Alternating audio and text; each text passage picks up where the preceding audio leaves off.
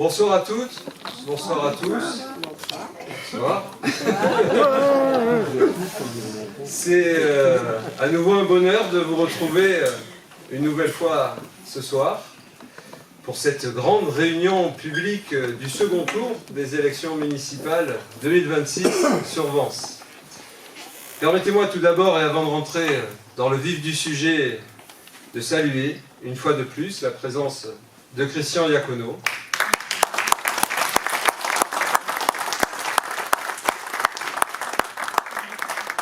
Mon cher Christian, toi qui as toujours œuvré pour les Vensois avant toute considération politique, je suis extrêmement fier de la confiance que tu me portes pour mener notre ville de Vence dans la bonne direction.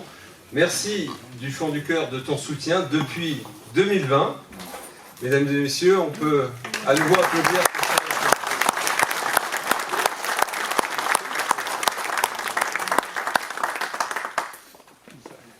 Alors cette réunion, je la conduirai en deux temps.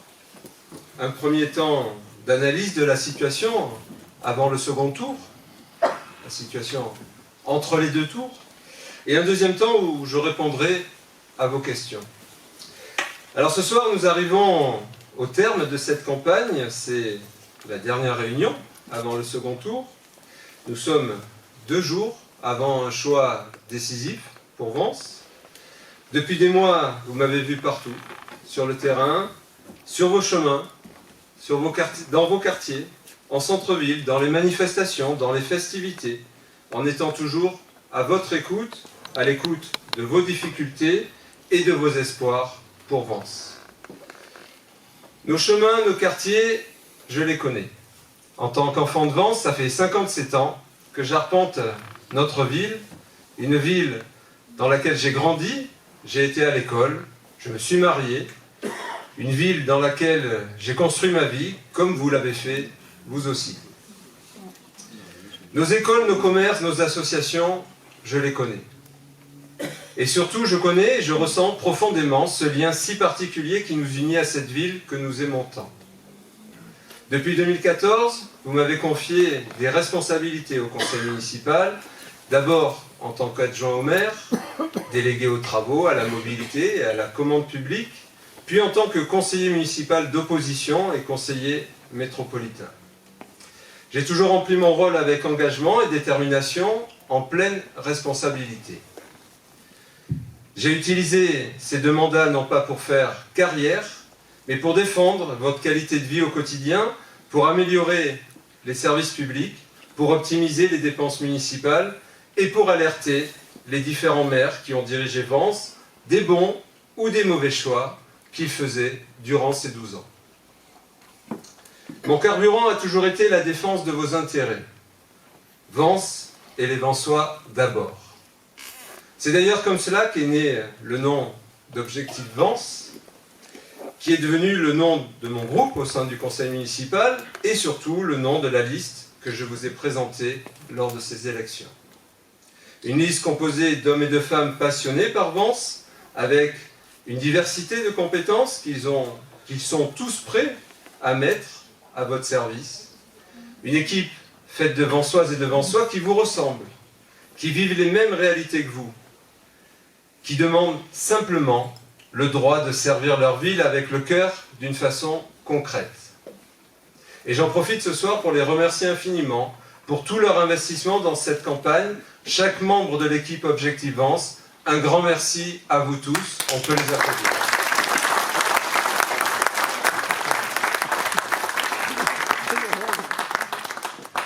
Oui, nous sommes tous prêts à mettre toutes nos compétences à votre service, plus que jamais, car rien n'est joué après le premier tour. Dimanche dernier, les électeurs nous ont placés dans le trio de tête. Les 3 listes de ce trio sont en mesure de l'emporter dimanche prochain. Certains voudraient vous faire croire que les dés sont jetés, que je ne peux plus gagner, que voter Patrice Calzo, ce serait gaspiller votre vote. Ce discours-là, c'est le discours de ceux qui ont peur que les Vensois reprennent la main sur l'avenir de leur ville parce que je suis à leur écoute. C'est le discours de ceux qui ont peur de perdre cette élection. La vérité, c'est qu'aujourd'hui, rien n'est décidé et que personne ne peut affirmer de façon certaine Qui va l'emporter dimanche soir? L'écart entre le premier et le troisième est de seulement 560 voix, pour une ville de 14 500 électeurs, dont pratiquement 1 sur 2 n'est pas venu voter dimanche dernier. Et ce ne sont pas des chiffres abstraits. 560 voix, quand 6 700 Vansois ne se sont pas exprimés au premier tour. 560 voix, ce sont quelques chemins, quelques immeubles, quelques familles par quartier. Le premier tour a exprimé un rapport de force, mais le second tour, lui, décide de qui va diriger Vence pendant 6 ans. Ce second tour n'aura rien d'un copier-coller du premier, c'est un nouveau vote avec moins de candidats et plus d'électeurs. Alors revenons un instant sur les forces en présence. Je voudrais d'abord rappeler que ce premier tour s'est déroulé avec 5 candidats. Je tiens ce soir à avoir une pensée particulière pour Catherine Yot et son équipe, pour qui l'aventure s'est arrêtée dimanche dernier. Je sais trop bien les efforts, les sacrifices et l'engagement que nécessite une campagne électorale. Elle a mené une très belle campagne, digne, propre. Nous nous sommes toujours respectés, son programme était proche du mien. Je regrette pour elle que les médias télévisés ne l'aient pas intégré dans nos débats, qui ont été menés à 4 au lieu d'être menés à 5. C'est incompréhensible. Autant en 2020, quand nous étions en 9 listes, je pouvais admettre un manque de place sur les plateaux télé, mais 5 au lieu de 4, il y avait la place. En tout cas, je félicite Catherine pour sa campagne. Alors pour ce second tour, nous sommes encore 4 candidats. Il y a d'abord Jean-Louis Fiori, et pas Patrick. C'est arrivé à chaque débat, ça. Les journalistes sont à chaque fois tombés dans le panneau, étant donné qu'il y avait un Patrick, moi, autour de la table, ils l'ont à chaque fois, à un moment donné, appelé Patrick Fiori. C'est comme ça. Jean-Louis est la figure emblématique des élections sur Vence. On pourrait presque dire l'inoxydable Jean-Louis, qui a participé à sa 9e campagne municipale. Ça fait quand même 48 ans qu'il se présente. Et cette fois-ci, il s'est brillamment qualifié pour le second tour. Même si nous n'avons pas toujours les mêmes idées, je ne suis pas communiste, nous aimons bien plaisanter ensemble avec Jean-Louis et les membres de son équipe, en général au Grand Jardin, sur l'allée des Fleuristes, côté Crédit Agricole. Pour ces municipales, son objectif est rempli, être au second tour pour intégrer le prochain conseil municipal, c'est fait. Félicitations également à Jean-Louis. Et puis, il y a les 3 autres listes du trio de tête. Et dans ce trio de tête, je suis le seul candidat à incarner un véritable changement et une manière moderne de faire de la politique pour Vence.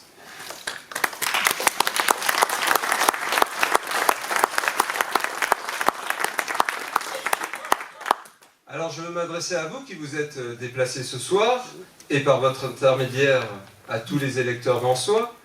Je comprends votre lassitude, votre colère parfois, votre impression que rien ne change, que les décisions se prennent loin de vous, seulement par le maire, dans son bureau, sans aucune écoute des habitants. Votre mécontentement est légitime, parce que c'est exactement ce qui s'est passé pendant 6 ans et qui ne vous convient pas. Avec mon groupe Objectif Vence, nous proposons une autre méthode, l'écoute citoyenne. Je ne rentrerai pas à nouveau dans le détail des différentes mesures, je vous en ai déjà parlé, vous pourrez me questionner tout à l'heure si vous le souhaitez. Il s'agit simplement d'une nouvelle méthode, d'une nouvelle façon de fonctionner entre la municipalité et les habitants pour enfin replacer les Vensois au cœur des choix qui les concernent. Parce que le maire et son équipe sont élus pour être à votre service. Et pour cela, pour mener les actions que vous souhaitez vraiment, pour répondre avec justesse à vos besoins du quotidien, il est de bon sens de vous écouter, d'échanger avec vous, vous les experts de vos chemins, de vos quartiers et au final de la ville. C'est une méthode de bon sens, mais aussi et surtout de respect des Vensoises et des Vensois.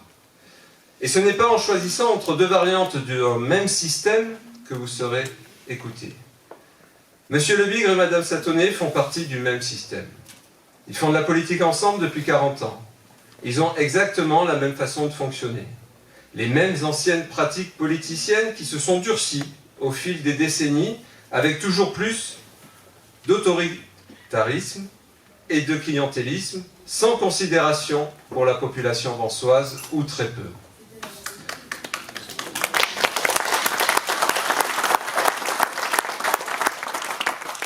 Tout ce que vous n'avez pas aimé avec M. Le Bigre, vous l'aurez de la même façon avec Mme Satonnet. Il faut moderniser la vie publique. Il faut un maire à l'écoute des habitants. Le vrai changement, il est autour de ma candidature, de ma liste Objectif Vence et de notre programme.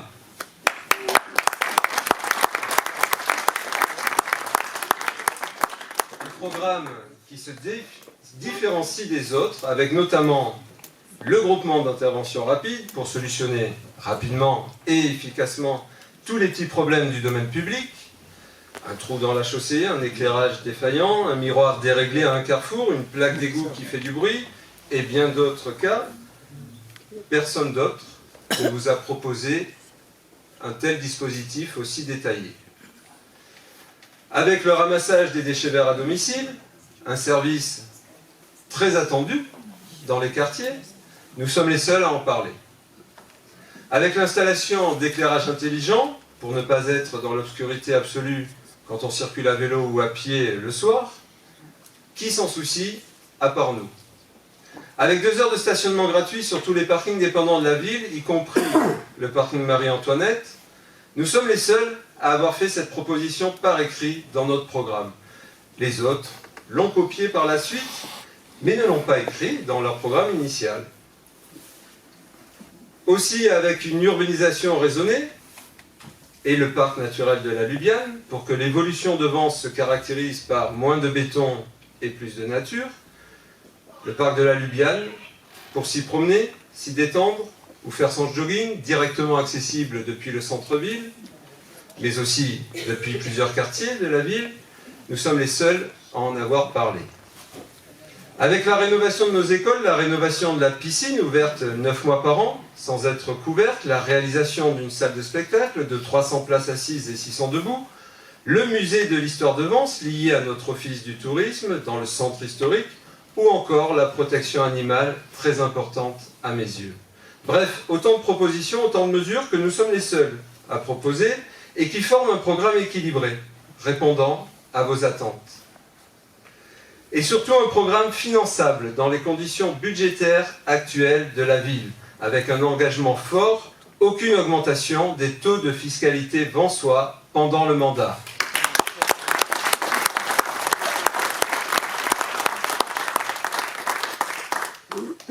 Et là aussi, nous sommes les seuls à prendre cet engagement. Et ça se comprend quand on voit les propositions pharaoniques que M. Le Bigre et Mme Satonnet ont inscrites dans leur programme. Avec eux, vous êtes certains que vos impôts locaux vont augmenter, tant leurs programmes ne sont absolument pas finançables dans l'état actuel des budgets de la ville. Notre ville a besoin d'un souffle nouveau, mais pas d'un trou plus profond dans lequel s'enfoncer.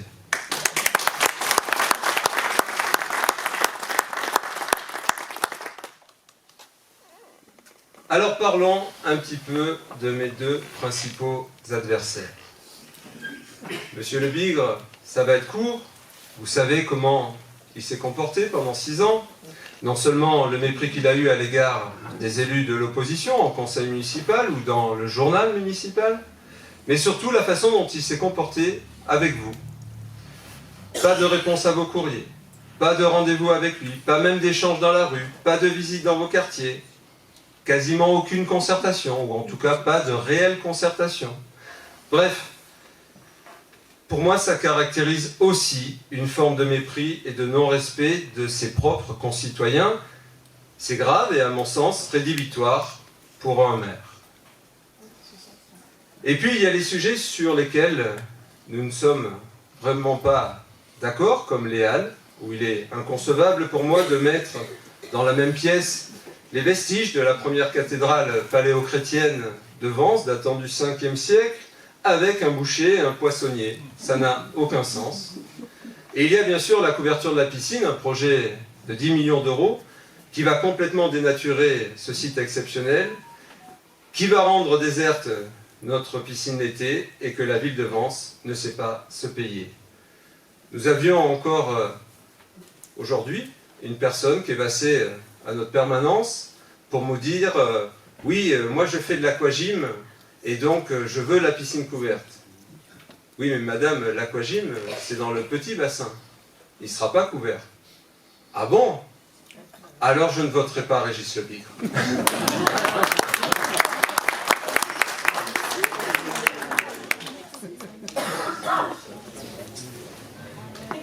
Et puis il y a madame Satonnet. Alors depuis dimanche dernier, il faut dire que les attaques, les critiques, les sous-entendus à mon égard et à l'égard de mon équipe sont venus de madame Satonnet. D'ailleurs, d'une façon générale, si cette campagne a été beaucoup plus malsaine et délétère, notamment sur les réseaux sociaux, c'est venu de cette candidate, en tout cas de son entourage. D'abord, elle a laissé entendre que je lui aurais proposé une association entre les deux tours. C'est totalement faux. J'ai déclaré sur ma page Facebook, dimanche soir, un peu après minuit, que je poursuivais ma route pour ce second tour avec ma liste Objectif Vence. D'ailleurs, j'avais préalablement, clairement annoncé, dans cette même salle, vendredi dernier, pour ceux qui étaient là, que je ne ferais aucune alliance avec quiconque, car pour moi, Anne Satonnet et Régis Le Bigre, c'est blanc bonnet et bonnet blanc. Ils sont aux antipodes des méthodes et des valeurs que je défends pour Vence et les Vensois. Et puis dans la foulée, il y a eu des tentatives de corruption de certains de mes colistiers. Des propositions du genre « tu quittes la liste Scalzo et je t'embauche à la mairie ».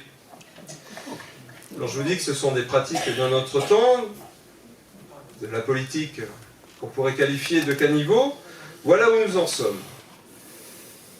Et comme ça ne marchait pas, puisque mon équipe est soudée et fidèle, elle a annoncé partout que si j'aimais Vence, il fallait que je retire ma candidature entre les deux tours pour la favoriser, car sinon ce serait M. Le Bigre qui passerait.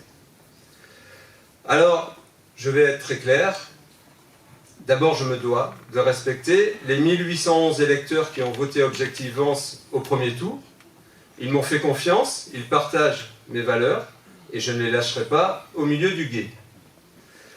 Ensuite, j'aime Vence, et j'aime la démocratie aussi. C'est aux Vensois de décider qui ils veulent pour maire. Ça ne doit pas se faire par des petites magouilles politiciennes, des arrangements entre adversaires. Et enfin, toutes ces manœuvres montrent bien que Mme Satonnet a vraiment peur de perdre. C'est ça les professionnels de la politique, ceux qui naviguent de mandat en mandat pour ne pas se retrouver sans emploi et sans revenu. Tous les coups sont permis, sauf que moi, c'est précisément la politique que je rejette.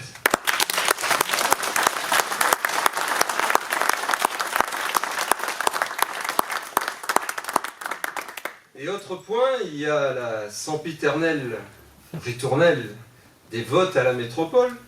Je vous en ai déjà parlé également vendredi dernier. Quand on est dans l'opposition du maire de sa ville, on n'est absolument pas considéré à la métropole, qui plus est quand le maire est vice-président. C'est le maire de la ville qui peut obtenir des choses à la métropole, c'est lui qui a toutes les cartes pour négocier, mais pas le simple conseiller métropolitain d'opposition. J'ai été présent à tous les conseils métropolitains et à toutes les commissions. Je n'ai pas toujours voté pour, mais ça n'a rien changé. Tout comme Mme Satonnet n'a rien obtenu non plus quand elle était simple conseillère métropolitaine dans l'opposition de Mme Leland entre 2017 et 2020. Et plus particulièrement en 2018, quand la métropole a acté la mise en place d'un nouvel impôt métropolitain de 6,4% sur la taxe foncière. L'a-t-elle empêché? Non, bien évidemment, elle ne pouvait pas l'empêcher. Il est très important que Vence ait un maire qui s'implique à la métropole pendant le prochain mandat. Un maire qui soit présent et mouille le maillot ou la chemise, comme vous voulez. Pas un maire qui ne fait rien et qui ne réclame jamais rien, comme l'a été M. Le Bigre, mais pas non plus un maire qui n'y ferait que de la politique, politicienne, car c'est ça que veut faire Mme Satonnet à la métropole. Il faut un maire qui devienne un acteur incontournable à la métropole parce qu'il travaille ses dossiers et sait réellement de quoi il parle. Un maire qui est à la métropole uniquement pour défendre les intérêts de sa ville et de ses habitants. Pas pour dire oui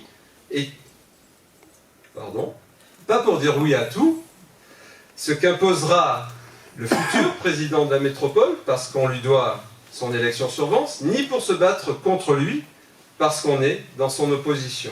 Moi, je veux défendre Vence, et uniquement Vence, partout, par tout temps, et en premier lieu, à la métropole.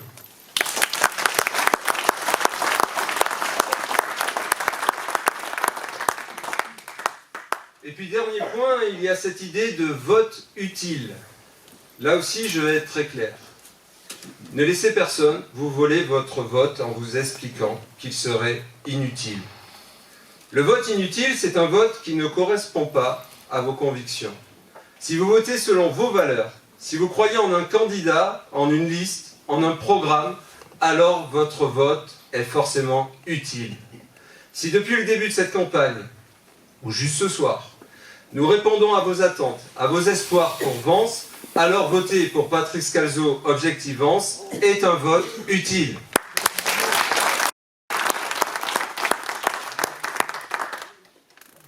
Et tant que le second tour n'a pas eu lieu, rien n'est écrit. Les pronostics des uns et des autres candidats sont faits pour être démentis. Moi, le seul pronostic que je vous fais, c'est qu'un des 3 candidats arrivés dans le trio de tête au premier tour va gagner dimanche. Vous voyez, je ne me mouille pas trop. Mais ne vous laissez pas enfermer dans un faux choix. Il y a bien 3 listes qui peuvent gagner dimanche. Vous n'êtes pas condamné à voter contre en serrant les dents. Vous pouvez voter pour une nouvelle façon de faire de la politique plus proche de vous, à votre écoute. Vous pouvez voter pour un projet qui améliorera votre qualité de vie au quotidien sans qu'il soit besoin de vous taxer davantage. Vous pouvez voter pour une équipe et un maire qui sera un maire de terrain, qui connaît très bien sa ville, qui travaille ses dossiers, qui défendra avec détermination vos intérêts et ceux de Vence, et uniquement de Vence, sans ambition nationale et sans abandon, en cours de mandat pour laisser la main à un remplaçant que vous n'aurez pas choisi.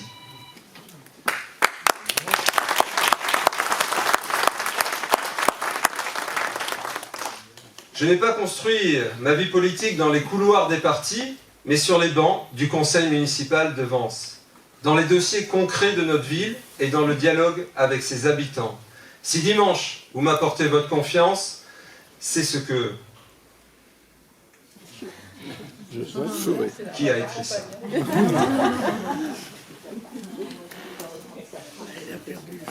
Je reprends. Et je reprends la phrase précédente aussi, parce que ça va ensemble. Je n'ai pas construit, en même temps, voilà, ça... Je n'ai pas construit ma vie politique dans les couloirs des partis, mais sur les bancs du conseil municipal de Vence, dans les dossiers concrets de notre ville et dans le dialogue avec ses habitants. Si dimanche, vous m'apportez votre confiance, c'est ce que je souhaite continuer de faire. Être à votre service, vous écouter, travailler les dossiers et agir pour vous, aussi bien à la ville qu'à la métropole.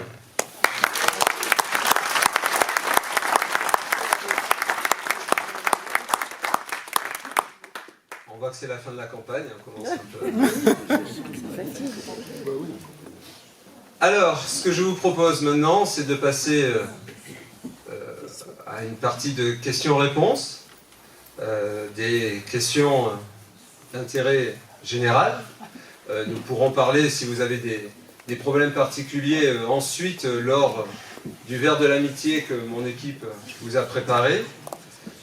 Je vous donne la parole et je réponds à toutes vos questions qui peuvent être sur le plan politique. Ce soir, j'ai un peu plus parlé du plan politique, mais qui peuvent être aussi, je le préfère, mais c'est comme vous souhaitez, sur l'avenir de notre ville, sur les réalisations à y mener, les améliorations de votre qualité de vie.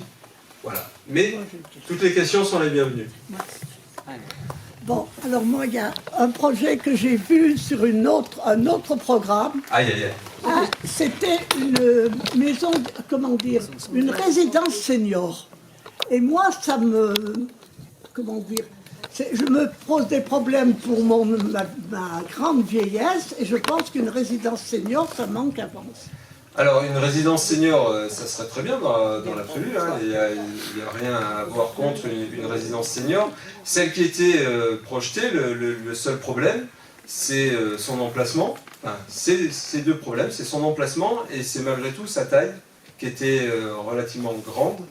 Donc voilà, s'il y avait un autre projet, peut-être avec le même promoteur, même si voilà, mais à un endroit qui serait plus acceptable.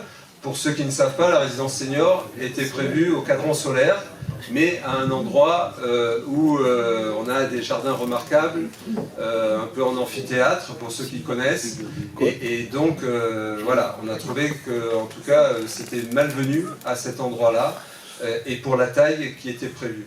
Mais dans l'absolu, rien contre une résidence senior avance, bien sûr. Qu'est-ce qu'il est devenu la maison de retraite pour les veuves des militaires, les anciens combattants? C'est une maison normale. La maison des mineurs, vous voulez? Non. Ah, l'ONAC. Eh bien, ça a été repris par le département. Donc, et ça a été finalement mutualisé avec l'Avançoise. Donc maintenant, c'est géré de façon commune. C'est rempli, Ah, ça fonctionne toujours? Ah, alors ça, je ne sais pas vous dire si vraiment toutes les chambres sont remplies ou s'il y a de la place. Ah, il y a une liste d'attente. Voilà. Ça, j'avoue que... Je ne pense pas encore. Ouais. Il y a une autre question. Question? Oui? Est-ce qu'il y aura un centre pour les jeunes? Alors, déjà, ça me fait plaisir que vous soyez venus, parce que... il y a...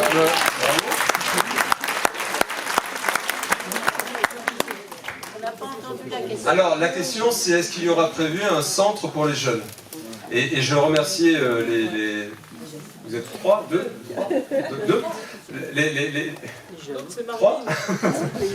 Je remercie les jeunes d'être venus parce qu'il n'y a pas souvent des jeunes, effectivement, dans nos réunions publiques. Donc, il y a plusieurs choses prévues pour les jeunes. Je dois dire en préambule, je vais dire ce qui est prévu, mais je dois dire en préambule que j'ai fait des réunions avec les jeunes et qu'ils ont toujours, enfin dans ces réunions-là en tout cas, ils ont eu du mal à se projeter sur ce qu'il leur faudrait réellement. Alors peut-être avec vous, j'aurai d'autres réponses, mais la vraie réponse, enfin, quasiment l'unique réponse que j'ai eue, c'est il nous faudrait des transports en commun pour pouvoir aller plus facilement sur Nice. Voilà, mais pas forcément des installations à Vence. Donc voilà, on était un petit peu pris là-dedans. Alors, il y a déjà la maison des jeunes et des loisirs qu'il faut revoir. Alors c'est pour la tranche d'âge peut-être avant la vôtre.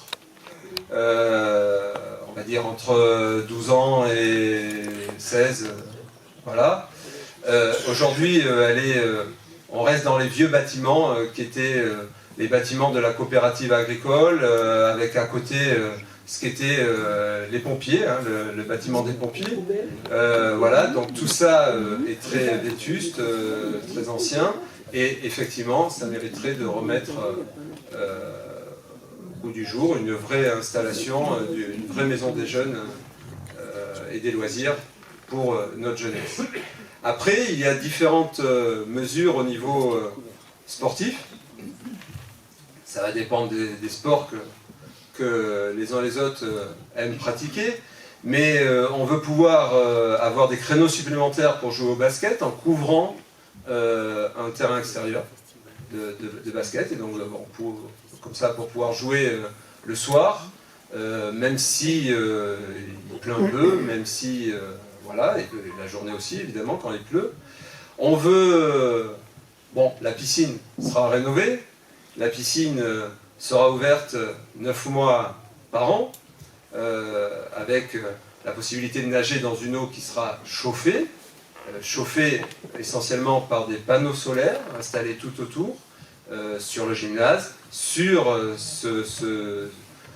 cette couverture de terrain de basket que je viens de citer, mais aussi sur une couverture d'un terrain du clos de boule qui est en dessous, et puis par rapport à des ombrières qui seront mises sur les parkings, sur le parking de la gendarmerie en dessous, et sur les 100 places supplémentaires qui seront créées sur le parking bas de la piscine, pour venir au même niveau que les parkings de la médiathèque et justement ces terrains de basket.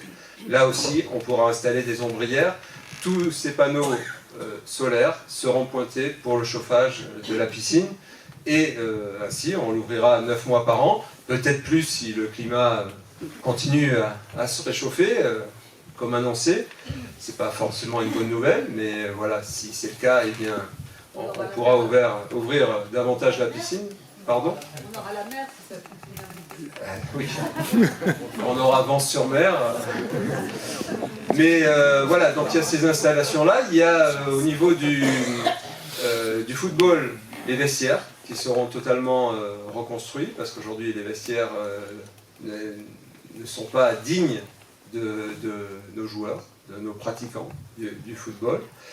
Voilà, et il y aura d'autres mesures, alors ça vous concerne moins, mais la rénovation des écoles, voilà, les centres de loisirs qu'il faut pouvoir aussi transformer pour pouvoir accueillir davantage d'enfants. Aujourd'hui, on est limité à environ 300 places et c'est trop peu. Il y a bien souvent des listes d'attente et donc des enfants qui ne peuvent pas être pris.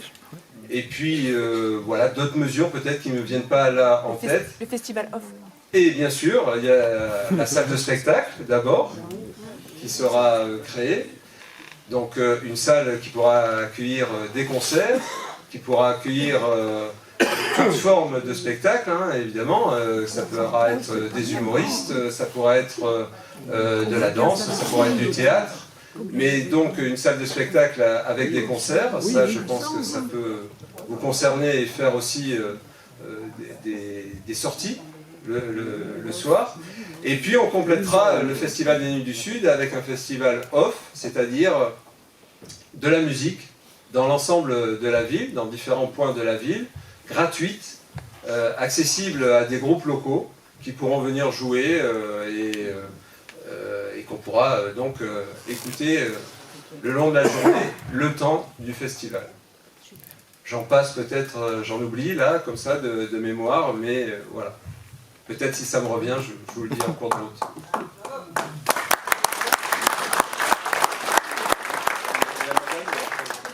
Oui. Je veux parler des jeunes, des enfants. Ah bon, alors c'était dans la lignée. Toujours ça. Alors déjà, moi je pensais à la chapelle des Pénitents. Il y a une très bonne acoustique et j'aimerais qu'on occupe les enfants, ça.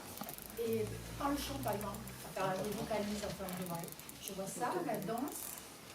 Et ensuite, j'ai pensé aussi au théâtre, et les sketchs humoristiques. Oui, bien sûr. Le théâtre pourrait intégrer les jeunes, enfin, les jeunes, il y a beaucoup de jeunes qui n'ont pas d'argent, et les aider justement à créer des pièces vraiment qui font rire, pas grossières, et des sketchs. Franchement, les sketchs.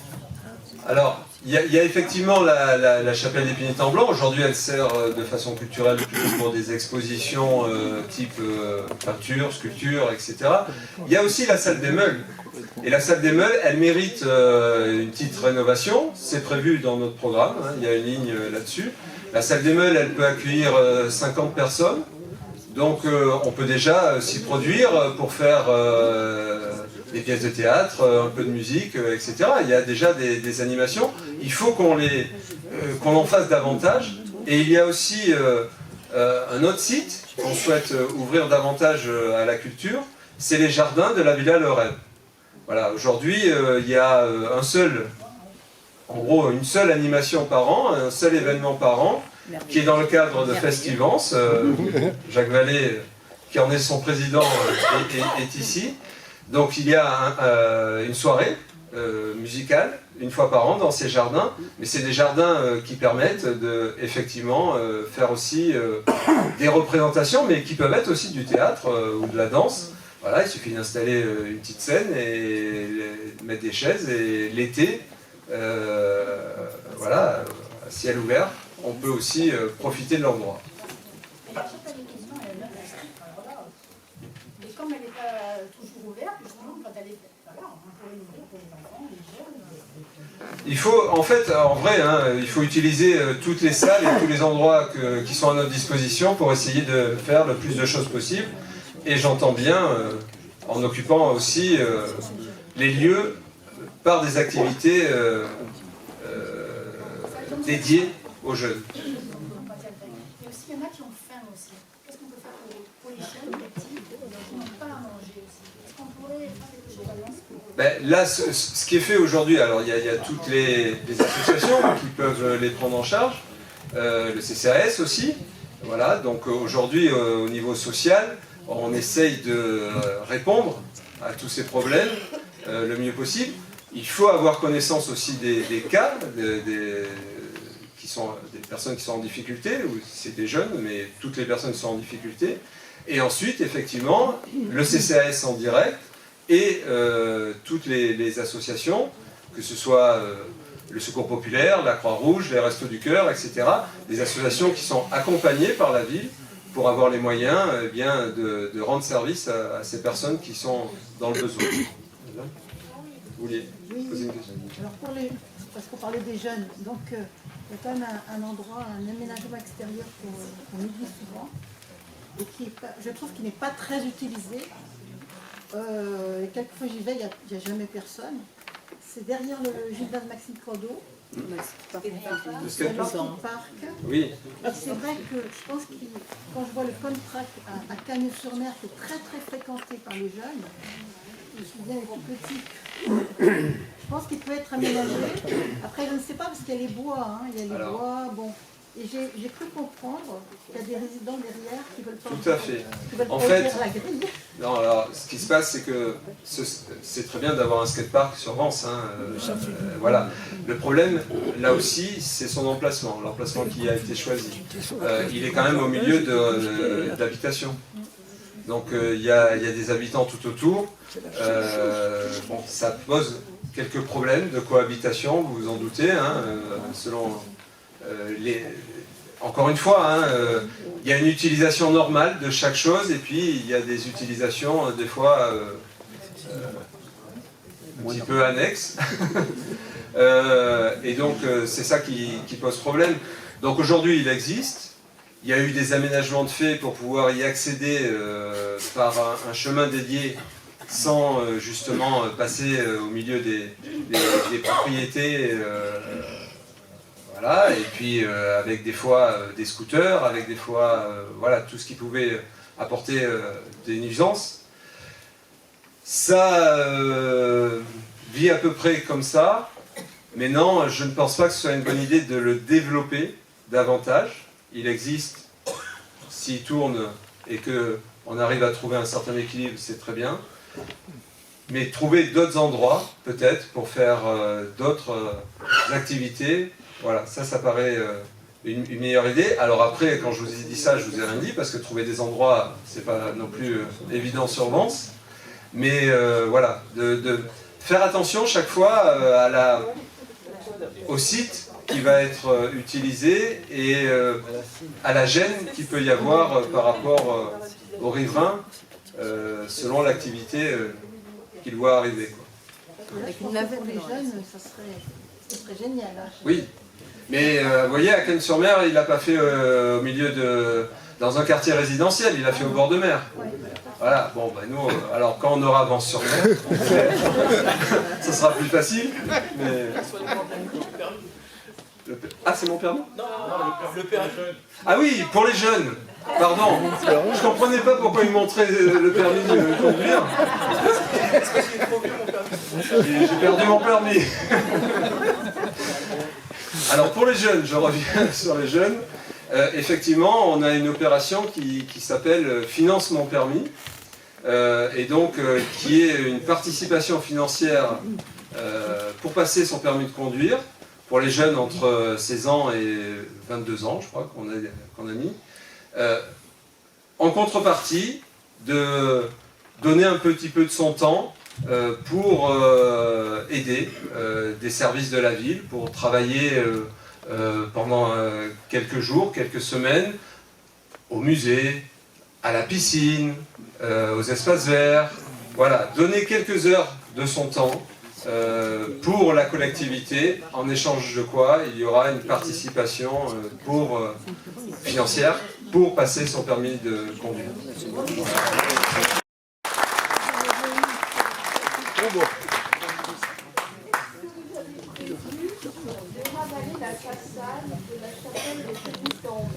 Alors, oui, tout à fait. Oui. Alors, la façade, il faut la refaire. Hein, ça fait partie, voilà, ça fait partie de la rénovation de nos bâtiments communaux qu'on souhaite accélérer parce qu'aujourd'hui on est sur un rythme trop faible. Bien souvent, il y a la rénovation extérieure, etc. Enfin, voilà. Il y a aussi et surtout la rénovation énergétique de ces bâtiments.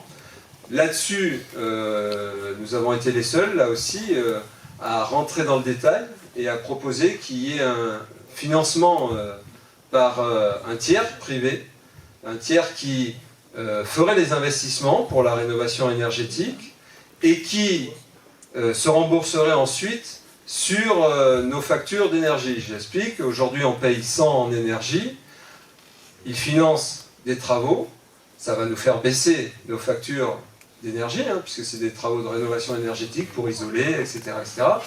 Demain, on paiera peut-être plus que 60 en énergie. Eh bien, ça nous coûtera toujours 100, 60 pour l'opérateur d'énergie et 40 pour rembourser les investissements que le privé aura fait. Mais ça nous permet d'externaliser le coût de ces investissements et donc de ne pas gréver les possibilités financières de la ville. Et de nous laisser des marges de manœuvre pour faire le reste des travaux de rénovation.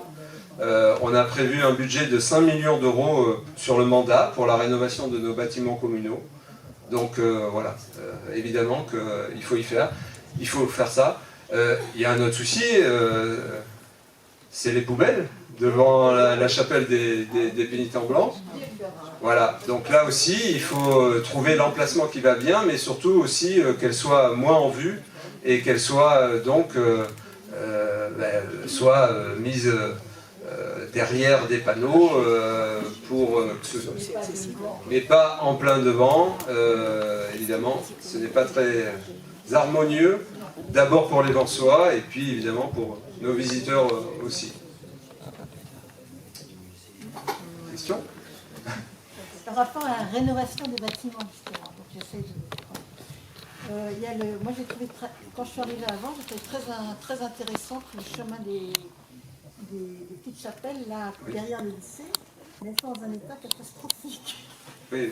Et franchement, touristiquement, ça serait vraiment très bien les rénover. Bien sûr. Et c'est tout un chemin, autour du chemin de croix. Oui, c'est sur le chemin du Calvaire. Voilà. Donc il y a toute une série de chapelles qui finit par la grande chapelle, hein, qui est à la Conque, là-haut. Donc la grande chapelle a déjà été rénovée. Il y a à affiner les travaux qui ont été faits. L'idée, c'est qu'il y a une statuaire qui se trouve à la cathédrale. Il faut monter à l'étage de la cathédrale. Donc c'est une représentation en bois, hein, de tous des statues en bois, qui initialement étaient dans cette grande chapelle et qui pourraient retourner dans cette grande chapelle, dans toutes les chapelles, elles étaient, mais il faudrait évidemment que ce soit acceptable pour leur conservation, et notamment que du coup elles soient effectivement rénovées, ces chapelles, et même la grande chapelle qui a déjà été rénovée, il faut y adjoindre un traitement de l'air, etc., pour la conservation de ces statuaires. Voilà, donc tout ça c'est planifié, mais évidemment ça va prendre un petit peu de temps, mais effectivement ça fait partie aussi de l'attractivité de la ville, c'est-à-dire que certains vont venir parce que il y a le Festival des Nuits du Sud, d'autres vont venir parce qu'ils ont entendu parler de Vence, son centre historique, etc. Et puis certains vont venir pour notre cathédrale, et donc pourront également en profiter pour la chapelle Matisse, bien évidemment, et pourront en profiter également sur le chemin du Calvaire. Quelle sera votre position pour Chagall? Alors Chagall, vaste sujet. Aujourd'hui, tout est bloqué hein, par rapport à ce qui était prévu. Le premier îlot a été construit, vous le voyez.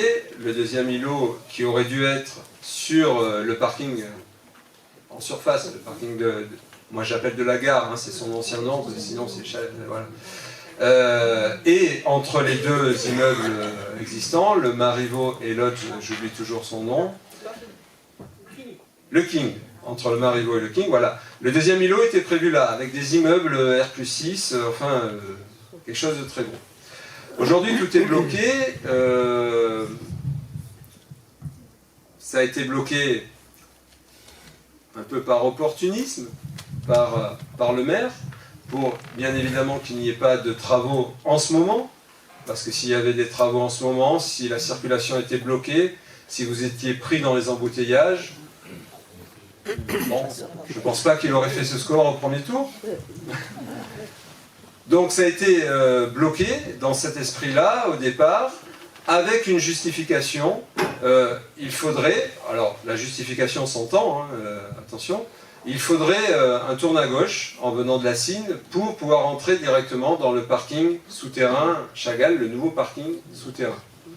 Pour faire ce tourne à gauche, et il faut élargir l'avenue Rhin et Danube, qui aujourd'hui a 2 voies hein, de circulation, et donc créer une 3e voie centrale de stockage pour les voitures qui voudraient tourner dans le parking en attendant que la circulation leur permette.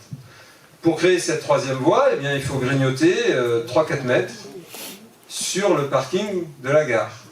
Et donc la demande initiale du maire au promoteur a été de revoir un peu à la baisse son projet pour pouvoir garder une bande de terrain qui permettrait d'élargir la route. Et puis les discussions apparemment ont bien commencé, et à un moment donné les discussions se sont terminées brutalement. Le maire du coup a décidé de ne pas désaffecter le parking, c'est-à-dire que pour que le deuxième îlot puisse commencer, pour que les constructions puissent commencer, il fallait dire que ce n'était plus un parking, le parking de la gare, voilà, parce que sinon un parking public, et tant qu'il est défini comme un parking public et, si j'arrive à le prononcer, inaliénable, voilà, là je l'ai bien dit. Donc le promoteur ne pouvait pas construire dessus. Le maire a refusé de faire cet acte-là, qui empêche le démarrage des travaux, mais qui était prévu dans tout le déroulé de l'opération Chagall. Du coup, le promoteur, qu'est-ce qu'il a fait? Il a mis la ville au tribunal.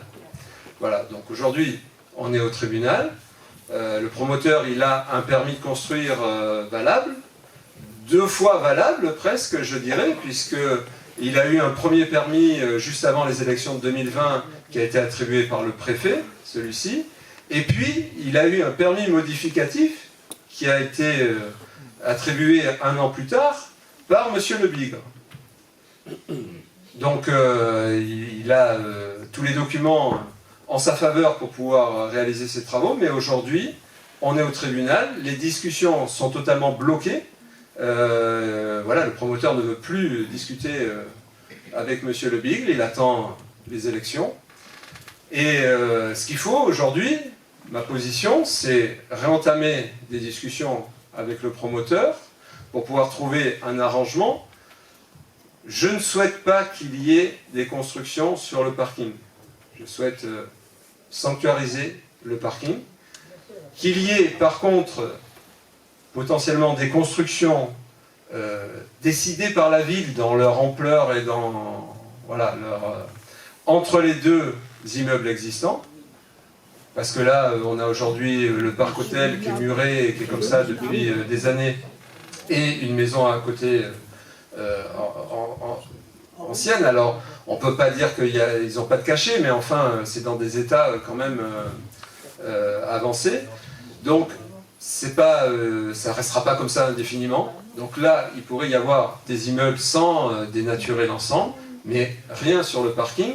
Mais ça passe par une discussion avec le promoteur et forcément, à un moment donné, quoi qu'il en soit, un dédommagement du promoteur. Parce que soit les travaux sont relancés comme prévu initialement et le promoteur va demander un dédommagement pour les délais, parce que lui, il a remballé tout son matériel et toutes ses équipes, et alors qu'il aurait dû enchaîner en passant juste la route. Soit on arrive à trouver cet arrangement, et effectivement, il faudra une somme de dédommagement, parce que ce n'était pas ce qui était prévu au départ. Néanmoins, on a évalué quelle pourrait être l'ampleur de ce dédommagement. L'opération globale, dans son entièreté, eh bien, a donné lieu à un appel d'offres, et donc le promoteur a répondu à cet appel d'offres et a fait une proposition financière dans cet appel d'offres. Il s'attendait en prévisionnel à un chiffre d'affaires total de 34 millions pour l'ensemble des deux îlots. Et puis il a décomposé toutes ses dépenses et également la marge qu'il attendait de l'opération. Et donc ce qu'on a fait, c'est qu'on a pris sa marge attendue sur son propre document, voilà. On a pris les aléas en se disant il n'y aura pas les aléas de la deuxième tranche si elle ne se fait pas, voilà. On a pris ses frais d'études et puis on a divisé par 2 en disant il y a la moitié qui a déjà été faite. Et là on tombe sur 1,5 million. Voilà, en arrondissant même. On est un peu en dessous mais on a arrondi à 1,5 million. Qui nous paraîtrait la somme, voilà, si ça peut être moins, c'est moins, hein, mais qui nous paraîtrait la somme raisonnable. Aujourd'hui, dans les derniers échanges qu'il y a eu entre le maire et Eiffage, le promoteur, eh bien, il y a des demandes extravagantes du promoteur, puisqu'il a écrit dans un courrier qu'on n'a pas réussi à avoir en tant qu'élu d'opposition, et pourtant on l'a demandé. Il prétend un dédommagement de 60 millions d'euros. Bon, mais qui n'a aucun sens par rapport à l'économie de son opération. Vous voyez ? Donc, voilà. Malgré tout, il vaut mieux, on dit toujours, il vaut mieux un mauvais arrangement c'est ça qu'on dit, qu'un jugement, qu'un bon procès, voilà, un mauvais arrangement qu'un bon procès. Donc, si on peut arrêter la procédure au tribunal, c'est mieux. Mais non, évidemment, il faut trouver l'arrangement qui soit acceptable aussi par la ville. Sinon, on poursuivra les actions au tribunal, ça peut durer 15 ans. Hein. Voilà. Oui. Qu'est-ce qu'on fait de l'arbre magnifique qui est dans la propriété qui est supposé être rasé? Oui, alors celui-ci, il faudra faire en sorte, puisque l'idée c'est quoi? C'est le promoteur, on trouve un arrangement, il laisse tomber son permis actuel, etc. Ça libère les possibilités, parce que tant qu'on est au tribunal, on ne peut rien faire sur ces emplacements. Donc ça libère les possibilités, c'est la ville bâtit son propre projet entre les deux immeubles, en faisant attention au tilleul, je crois que c'est un tilleul, voilà, en faisant attention au tilleul, et lance un appel d'offres, une concertation, pour avoir un promoteur qui veut bien construire le projet choisi par la ville, enfin, établi par la ville, voilà. Donc à nous après de définir ce qu'on veut faire exactement là-dedans, en gardant les points qu'on veut sauvegarder, et notamment cet arbre qui effectivement est remarquable. Oui. Quand vous êtes allé dans le quartier Chagall pour discuter avec les François et les Françoises, moi à chaque fois, le long de l'avenue des anciens combattants, il y a toutes ces anciennes maisons, souvent on peut y aller en allant, il y a des impasses aussi, qui sont juste devant justement ce premier... Oui, oui, je vois. Vous avez tout un ensemble de vieilles maisons. Oui, oui. Est-ce que vous avez eu des retours de ces personnes-là? Oui. Eh bien, ces personnes-là, au départ, évidemment, notamment pendant les travaux, voulaient vendre. Parce que... C'est toujours en vente. Et c'est toujours en vente, je pense. Mais les travaux, évidemment, ont été pénibles pour tout le voisinage. C'est bien pour ça que je vous dis que la démarche initiale du maire était qu'il n'y ait pas de travaux en ce moment. Tout comme à d'autres endroits d'ailleurs, parce que les cadrans solaires, on en parlait tout à l'heure sur la première question, mais c'est pareil, c'est un projet, ça fait partie des projets Chagall, les cadrans solaires, qu'on a baptisé des grands paquebots, parce que ça fait autour de 200 logements, et que nous, liste objectivement, nous ne voulons pas sur Vence. Tout simplement parce que ça fait venir d'un coup 500, 600 habitants nouveaux qu'on ne sait pas accueillir dans de bonnes conditions parce que nos infrastructures ne suivent pas. Et donc, plutôt que de les accueillir dans de mauvaises conditions, plutôt que de dégrader un petit peu la qualité de vie de tout le monde, eh bien, on préfère revoir le PLU, qui est en révision générale, et donc c'est une bonne opportunité de le revoir, pour limiter les constructions, et notamment ne plus avoir ces immenses opérations immobilières qu'on ne sait pas accepter. J'ai peut-être perdu le fil de la question en parlant des cadrans solaires. Non, mais je me demandais, au Puy du Renard, par exemple, il y avait une maison qui était en vente à 1 million à peu près, et ces gens-là n'ont jamais pu vendre, parce qu'il y avait trop de circulation, c'est les gens qui montent, les gens qui descendent, et du coup ils ont vendu à un promoteur. Vous voyez ce que je veux dire? C'est-à-dire toutes les maisons qui sont le long des grandes avenues, où il y a du bruit, où il y a... C'est invendable. Enfin là je vois, c'est invendable. Pour les gens qui ont ces vieilles maisons, c'est invendable. Alors, Ils vont vouloir vendre à des promoteurs, forcément. Alors, je veux dire, ça c'est l'offre et la demande après privée aussi, c'est-à-dire que la ville ne peut pas s'immiscer dans ces choses-là. Évidemment qu'un particulier qui veut vendre sa maison, s'il a d'un côté des difficultés à la vendre à un autre particulier, et puis parce que les coûts des maisons peuvent être importants aussi, et qu'il a une proposition d'un promoteur qui lui fait une meilleure offre, la ville ne peut pas s'immiscer dans le choix du vendeur. C'est que ça augmente le bétonnage. C'est ça. Je suis d'accord. Par contre, après, ce qu'on peut faire, c'est avoir revu les conditions du PLU et que donc, à ces emplacements-là, on ne puisse pas construire davantage que la maison qui existait. Ça, on peut le faire. Mais aujourd'hui, si on prend le PLU en vigueur, eh bien, si les possibilités de construire existent, eh bien, voilà, du moment que le promoteur va suivre le règlement du PLU et va répondre point par point à ses exigences, eh bien, on ne peut pas s'opposer à son projet. Il faut le regarder justement, et c'est là où c'est très important, la révision générale du PLU. Il faut inscrire les règles que l'on souhaite voir appliquées pendant les 10 ans, 15 ans de vie de ce PLU ensuite.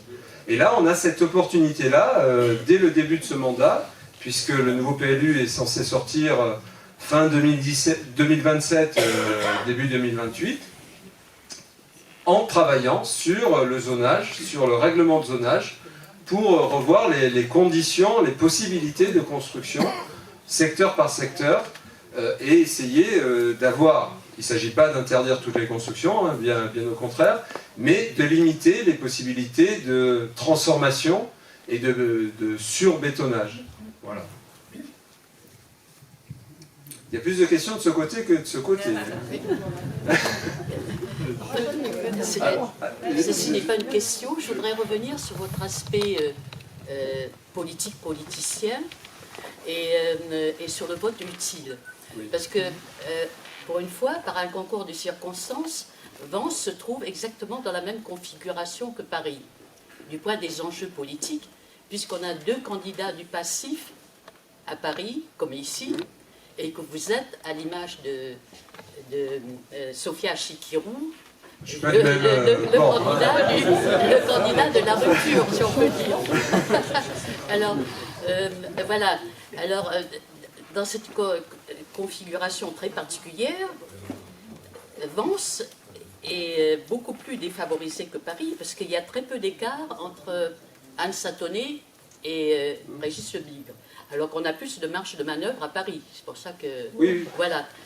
Alors, et d'où ma question sur le vote utile. Quel est le plus dangereux pour les lecteurs,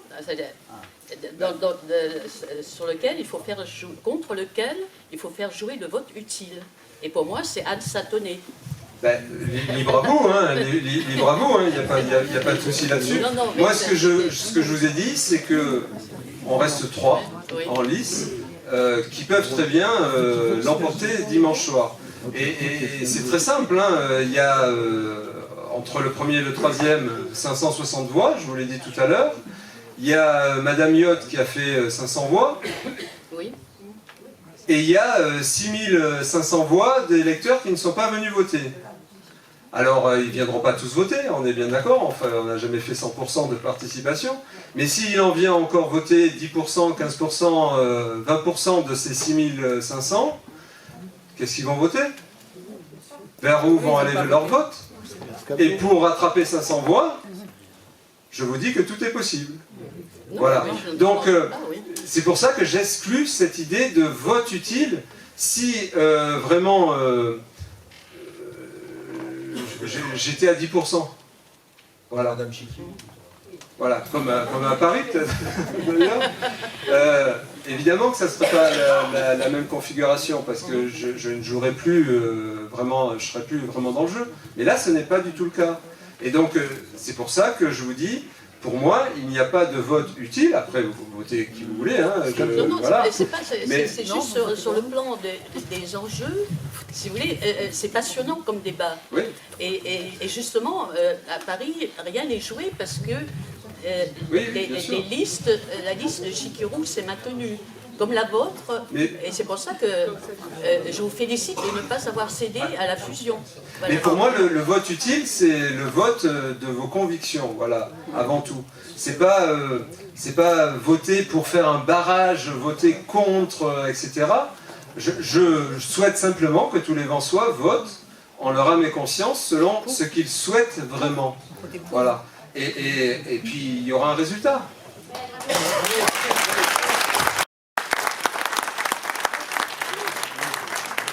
De toute façon, dimanche soir, il y aura une équipe qui aura remporté ces élections. Voilà. Oui? Vous voulez que je les retienne? Alors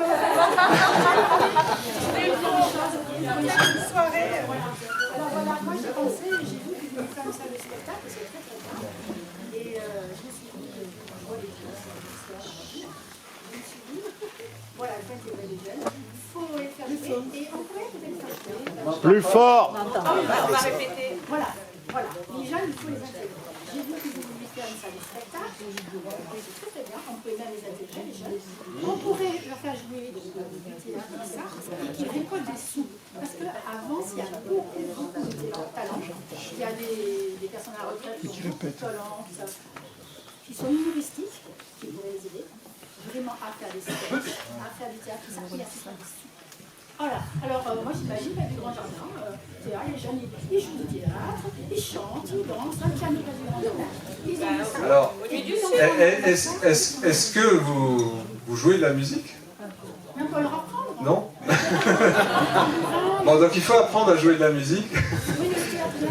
Alors, oui, mais la question est que les jeunes puissent s'exprimer en faisant des spectacles, que ce soit du théâtre, de la musique, etc.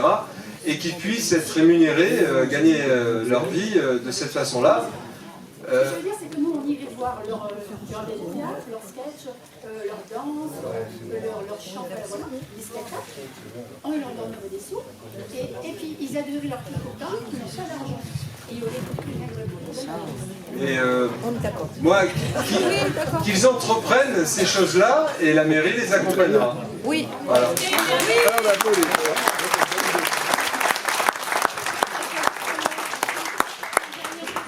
Oui. Une dernière question, et puis après, partez pas, j'ai une conclusion.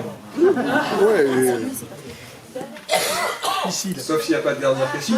Si? Ah, pardon. La question c'est, si le promoteur veut bâtir des parkings, il va me faire un parking public. Alors, on peut toujours. Après, c'est une question de coût. Voilà. Alors, la question, c'est s'il y avait quand même une construction à Chagall, hein, voilà, est-ce qu'on ne pourrait pas faire un nouveau parking public souterrain? Voilà. Alors, aujourd'hui, déjà, le parking public souterrain, le nouveau, il n'est pas occupé à 100%. Non. Voilà. Donc, Mais c'est pas public à Chagall et c'est pas... si le parking souterrain, le nouveau, là où l'îlot qui est déjà Nous avons construit... dit à 30 000 € par mois le parking à Chagall. Ah non, mais il y a une partie où vous pouvez stationner à l'heure quand même, une partie publique. Ah oui, bien sûr. Non, pas gratuit. Et il n'est pas gratuit, il est payant. Non, mais si vous voulez bâtir, regardez, nous on a le parking qu'on me fait là. Il n'y a qu'à faire un parking public. Oui, mais il sera payant. Mais ça ne convient pas. Les parkings, ils vendent à 30 à 35 000 €. Le promoteur, ça lui convient. Ah, ben le promoteur, il faudra prendre en charge pour lui le coût de ce parking. Hein. À Voilà. 35 000 € le parking est sûr. Ben, bien sûr, un parking souterrain, c'est très cher. Un parking public, pour nous, c'est vous bâtir dans le parking. Ouais. La commune peut le proposer, mais ça marchera pas. C'est certain. Moi, je voulais savoir que devient le bâtiment Rétif qui est toujours fermé. Alors, aujourd'hui, le bâtiment Rétif a été racheté également par un privé qui fait un service de conservation de voitures de luxe. C'est-à-dire que pour ceux qui ont des voitures de luxe et que vous ne voulez pas les garder chez vous, eh bien vous pouvez les garer à cet endroit-là, moyennant bien évidemment. Mais donc c'est aujourd'hui un endroit privé qui est utilisé de cette façon-là. C'est un petit musée aussi. Savoir si vous pensez développer. Il y a un petit musée. Les navettes dans Oui, je vais parler. Ah, les navettes. Un peu de micro, fini. Ah bah non. La dernière question concerne les navettes d'Anvance et je vais étendre au transport en public en général. Donc en fait, les navettes, aujourd'hui nous avons 3 navettes, nous les conserverons bien évidemment. Elles sont gratuites, nous les conserverons aussi gratuites, mais nous souhaitons renégocier leur coût auprès de la métropole. Aujourd'hui, ces navettes coûtent 150 000 € par an à la ville de Vence. Elles sont gratuites pour l'usager, mais elles sont payées par le contribuable. 150 000 €, ça pèse assez lourd, très lourd, dans nos finances publiques. Et on veut étendre les navettes. Il y a des quartiers aujourd'hui qui ne sont pas desservis, et on voudra en mettre plus. Donc évidemment, pour ajouter des navettes, elles seraient dans les mêmes conditions, elles seraient aussi gratuites, sauf que, en gros, à 50 000 € la navette, on ne sait pas en rajouter comme ça par rapport, encore une fois, à leur coût. Donc on veut commencer par renégocier leur coût avec la métropole. Voilà. Et ensuite voir combien on pourra rajouter de navettes, quel quartier desservir, etc. Sur l'ensemble, après, des transports en commun, la priorité est de revoir la ligne numéro 9. La ligne numéro 9, elle est censée faire Vence-Nice, Nice-Vence, et aujourd'hui, elle fait ça, mais à une fréquence beaucoup plus faible qu'avant, parce que certains horaires ont été transformés dans des Vence Shopping Promenade, Shopping Promenade Vence, ou bien Nice Shopping Promenade Nice. Et ça, on veut que ce soit une offre à part, mais qu'il y ait l'offre précédente de bus à la fréquence précédente de bus Vence, Nice, Nice, Vence. Voilà. Donc ça, on souhaite également le rediscuter avec la métropole.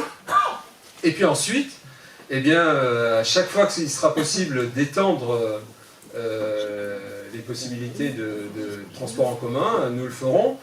On reste limité avec notre gare routière actuelle, notre halte routière actuelle et son nombre de quais. Voilà. Donc il y avait un projet en 2020, 2019-2020, d'extension de la gare routière. Ce projet a été mis dans un placard à la demande du maire. Voilà. Donc il existe dans un placard de la métropole.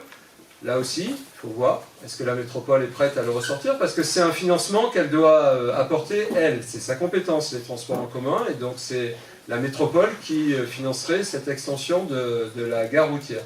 Mais effectivement, si on arrive à rajouter des quais de bus, eh bien on peut étendre l'offre de transport en commun. Ça permettrait également de désengorger une partie autour des Cariatides, parce qu'on aurait pu avoir le stationnement des bus du lycée. Ils pourraient déposer les lycéens et les reprendre sur ces nouveaux quais de bus, et pas en utilisant une voie de circulation. Et ça nous permettrait également d'accueillir des bus de tourisme. Parce qu'aujourd'hui, pour accueillir des bus de tourisme et les faire visiter Vence, eh bien, on ne sait pas trop où les mettre. Alors, on saurait où les mettre pour les faire stationner le temps d'attente. Ils peuvent stationner en dessous d'un verre.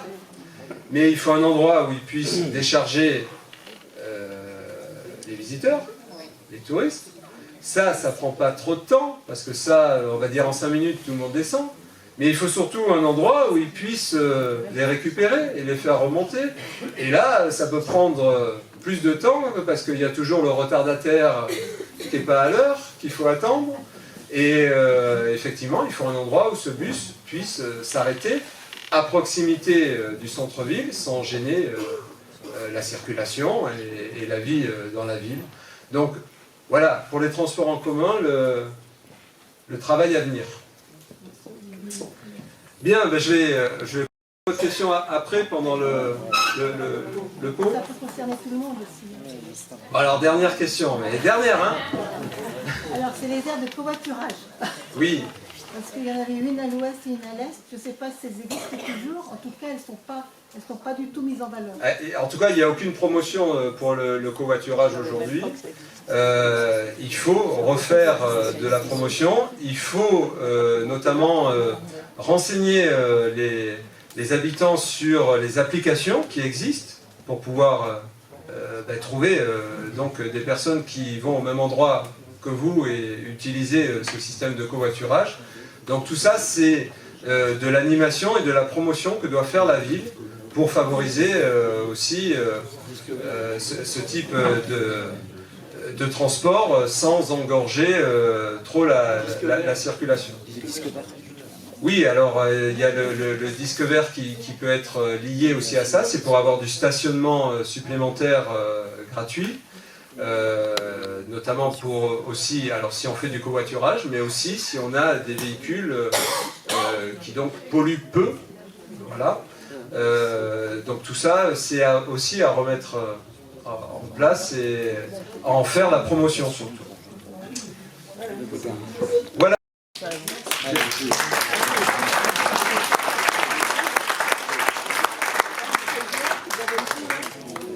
Alors pour conclure cette réunion, je veux insister sur quelques messages. Dimanche, il faut aller voter. Tous les votes comptent, tous les votes sont importants. Et rappelez-vous que le seul vote utile est celui qui correspond à vos propres convictions, pas celui que certains voudraient vous imposer.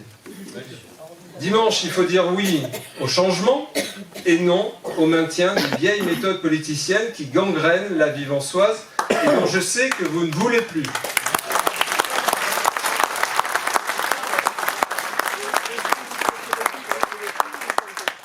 Dimanche, il faut faire reculer l'abstention, parlez-en à vos proches, à vos amis, à vos voisins. Dites-leur l'importance d'aller voter et de ne pas laisser d'autres personnes décider à leur place. Expliquez pourquoi vous croyez encore en une nouvelle façon de faire de la politique, proche de vous, à votre écoute, à votre service, pour améliorer votre qualité de vie et rendre la ville de Vence toujours plus agréable et attractive, avec moins de béton et plus de nature. Vence mérite une nouvelle génération d'élus, une équipe qui parle vrai, qui se soucie de vous, qui travaille pour vous. Vence mérite un bel avenir, je crois en Vence et je crois en vous. Et avec vous, je veux écrire une nouvelle page pour notre ville. Dimanche, je compte sur vous.